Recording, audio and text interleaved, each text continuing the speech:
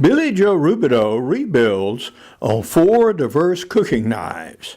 William Hovey Smith, 2017. I'm Hovey Smith, the owner of a new company, Hovey's Knives of China. And we went to China and we picked up some ancient designs of Chinese cutlery, and we are now remaking them in modern steels for today's chefs and cooks.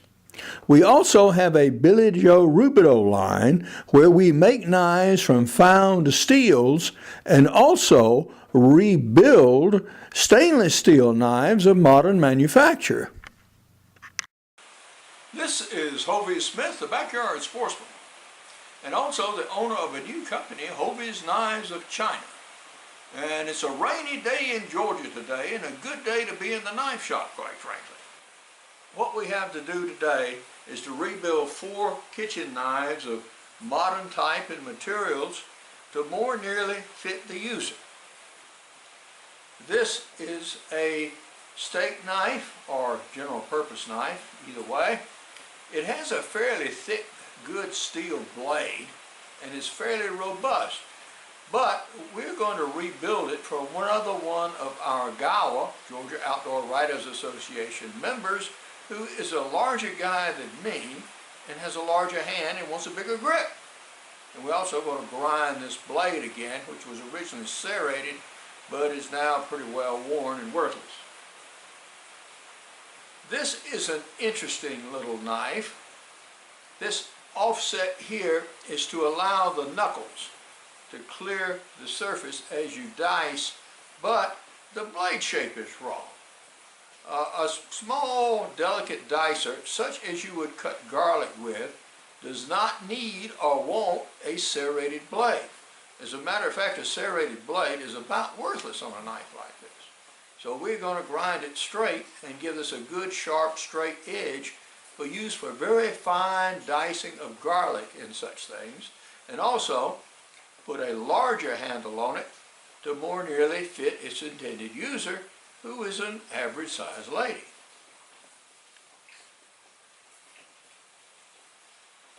This is a slicer.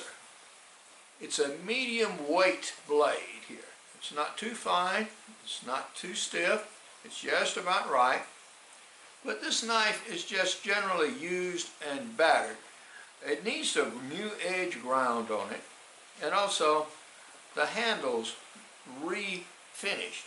I'm not going to reshape them, but I will refinish them so that this will be a much more handsome and usable knife when I'm done with it. This knife is a robust knife. It's made in China, good materials, heavy construction. But the edge is the wrong shape. This edge needs to be flat across the bottom and sharpened. And so that is the work that we're going to do with this particular blade. So these are the tasks we're going to undertake with these 4 knives. The longest jobs are going to be to actually remove and replace the scales on the 2 knives I'm going to do that with. You can see the handle on this one has already bent over this way. This wood is just warped and it's of no use of anything. So I'm just going to use the saw here and cut most of this off so I don't have to worry with it on the grinder. I don't want to catch the steel here, but this will make short work of it.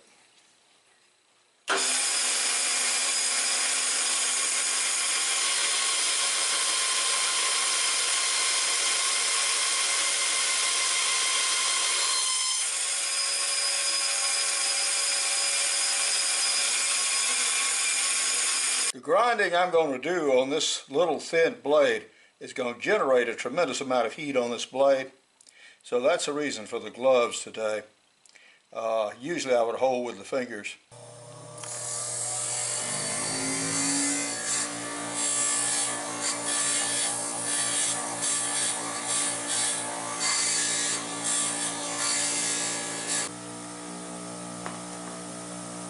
Okay. Just with 2 passes of the grinder, I've taken all that off. Now the rest of this I'll shape on the belt sander. So now we can go to remove the scales on the second blade.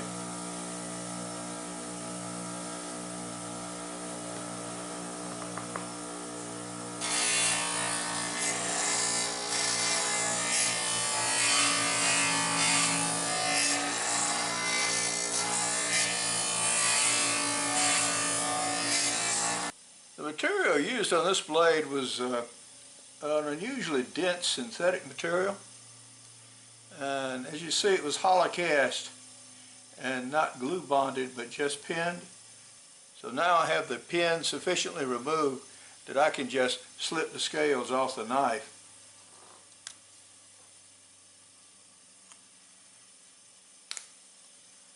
Okay, so that's pretty easily done.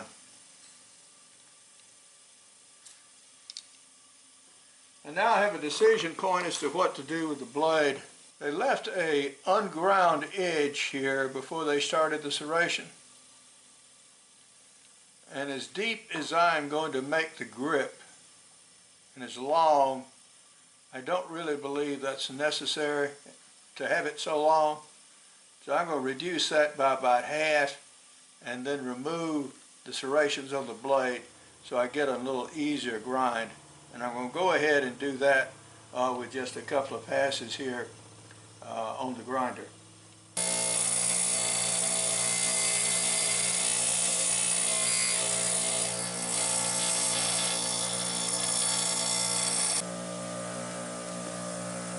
I now have a flat face here on the blade, so I can now really shape the blade on the flatbed sander.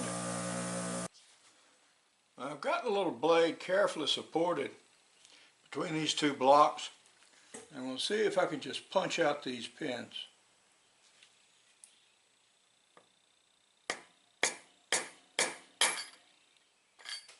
One.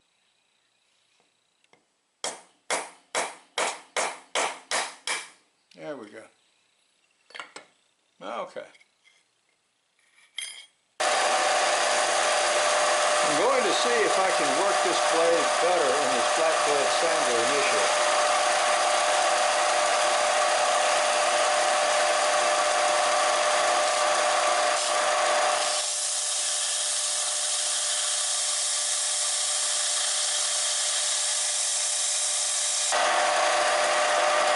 This blade is not straight. We're going to attempt to grind it straight and then shape the edge.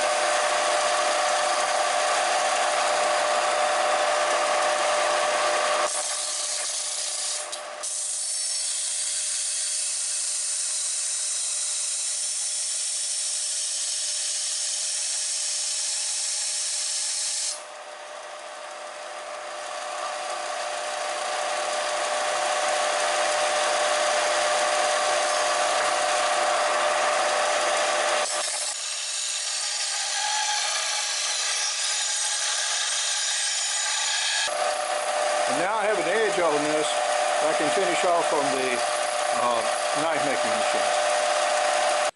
We now have edges to grind on 4 quite different little blades. On here, we're going to continue our work and do this edge here so it is more nearly flat ground on this side and beveled on this. The same on this. This is going to be beveled both ways.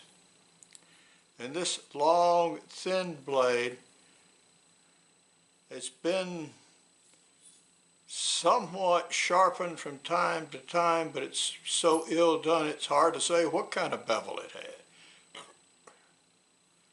I'm going to have to see how it feels and see what I can do with it before we decide exactly what kind of edge we're going to put on this one.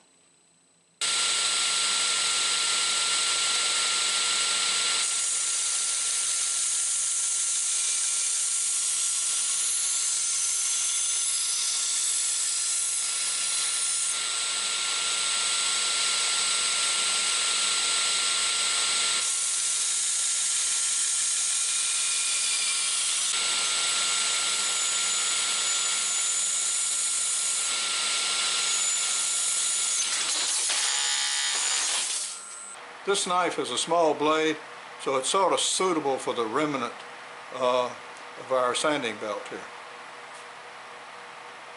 So the blades work thus far. This is actually the better steel.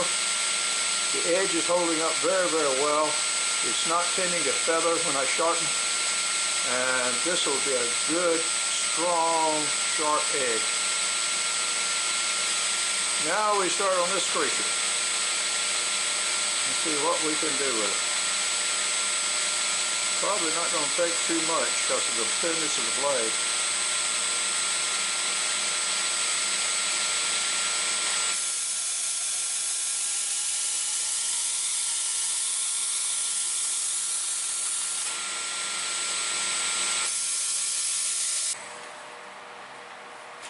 So now we have the blade sharpened. Now this is the only one that's going to actually require buffing, just because of all the old scratches and stuff. So I'm going to go ahead and buff the blade before I start working on the handle material. We've made considerable progress at this stage. What we've done is we've taken the handle of the knife and we've reduced it to a rectangular shape. And we've also taken our Chinaberry billet here and put it on the flatbed sander and made it more nearly rectilinear.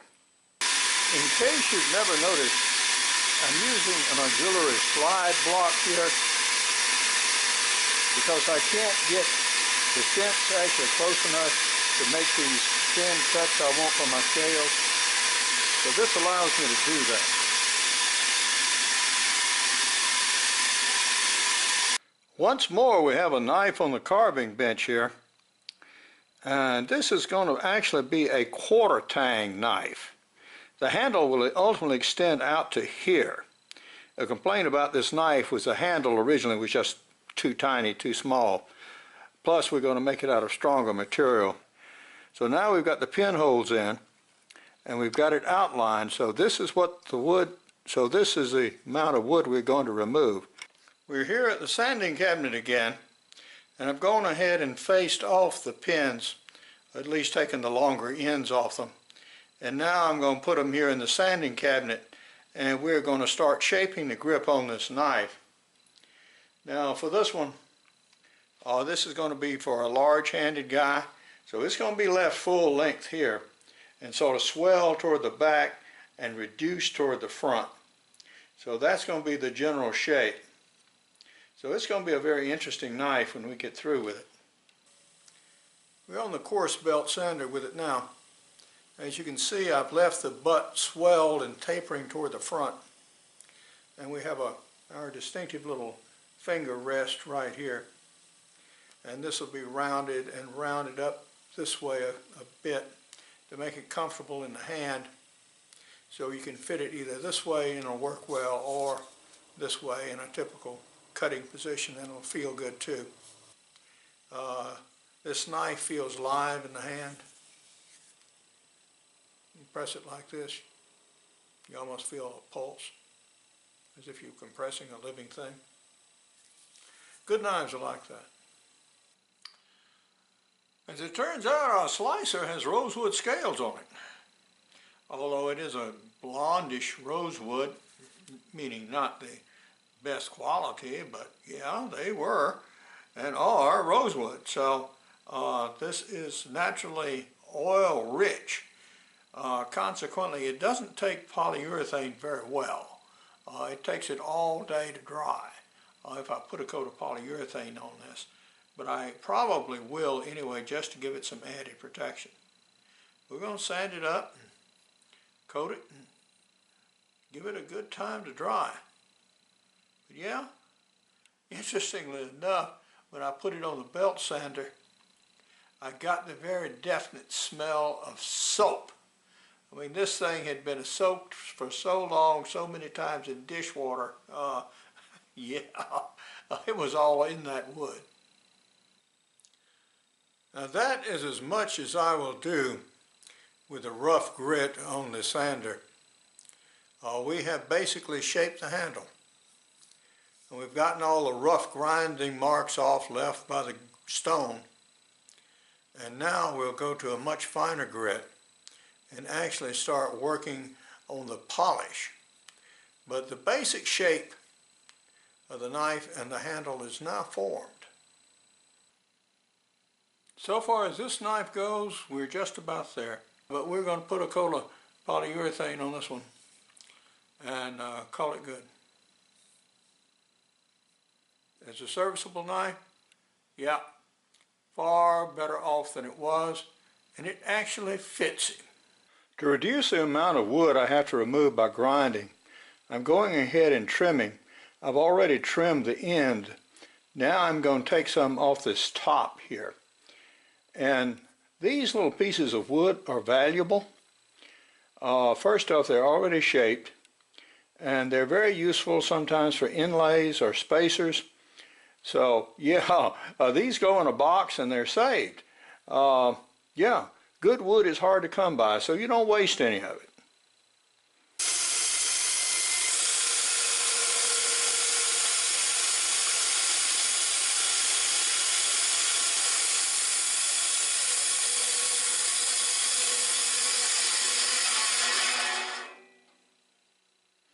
Not only does that save time, it also reduces the amount of ambient dust around in the shop. And now that we have the grip size considerably reduced, we can proceed to go into the cabinet grinder.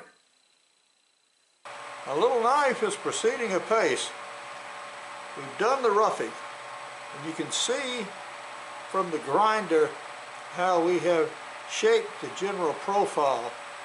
Larger here, thinner here, removed a lot of wood, but there's a lot of cut marks, etc., etc., etc.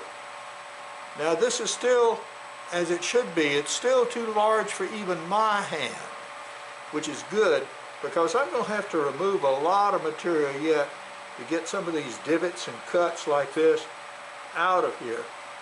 But that's coming, and there's sufficient room to do that. And this will be done very rapidly on this coarse belt sander. Our little knife is done. It's going to get a final finish by being dipped in polyurethane, steel wooled, and then waxed. But yeah, it made an elegant little knife from what was actually a piece of absolute trash. This is actually American chestnut from live trees that are at the monastery in Conyers, Georgia. And this is from a fallen limb. It was given to a friend of mine by the caretaker at the monastery, and he in turn gave it to me. So that's what American chestnut looks like. I do have enough of this wood to handle maybe 10, 15 knives. So if you have a knife that you want an American chestnut handle on, then we'll see what we can do about it. Now this knife, this rebuild, this Billy Joe Rubideoux rebuild, is not as finely finished as the knives we do for Hovey's Knives of China. It is made from picked up materials mostly, things bought inexpensively and repurposed, refinished, etc., etc. So the price of this knife is $80. I'm going to test this knife and see if we want to do a standard pattern of it or something like it for our Hovey's Knives of China line. And if we do, then that knife will probably be more like $160.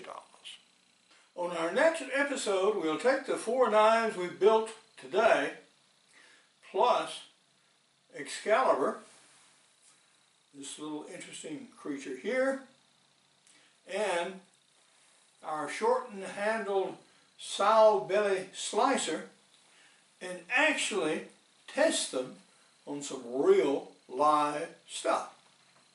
But now, this is Hovey Smith, reminding you to hunt what you eat and eat what you hunt. Be legal, be ethical, be safe, goodbye, God bless, and see you next time. The best knives are made actually by those who use them. And I use my knives starting from gathering the game, which I describe in my outdoor books like extreme muzzleloading, backyard deer hunting, practical bow fishing, and crossbow hunting. This Billy Joe Rubideoux line of rebuilt knives allows me to custom make a knife for a chef using an existing blade that costs considerably less than a new knife made on my Hovey's Knives of China design. For more information on Hovey's Knives of China, you can go to my blog below. For more information on my books, blogs, and 625 videos, you can go to my website, www.hoveysmith.com. Good hunting and good eating from the outdoors. Goodbye and God bless.